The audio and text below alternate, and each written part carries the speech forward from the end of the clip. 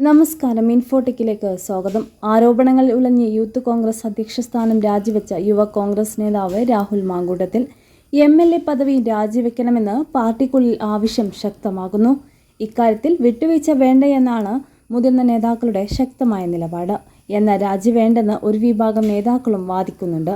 രാജി ആവശ്യത്തിന് ഗ്രൂപ്പിൽ അതീതമായ നേതാക്കൾ ഒരുമിച്ച് നിൽക്കുമ്പോഴാണ് സതീശൻ അനുകൂലികൾ ഇപ്പോഴും രാഹുലിന് സംരക്ഷണം നൽകുന്നത്.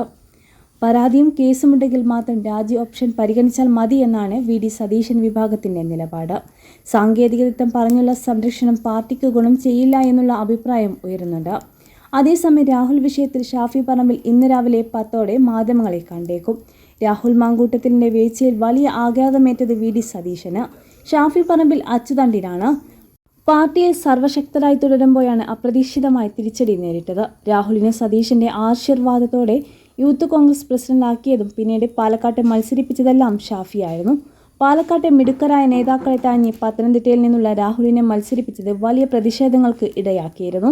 നിയമസഭാ തെരഞ്ഞെടുപ്പ് അടുത്തിരിക്കെ രാഹുൽ വിഷയം ഉയർത്തിക്കാട്ടിയാകും മറ്റു ഗ്രൂപ്പുകാർ സതീശനെയും ഷാഫിയെയും ആക്രമിക്കുക.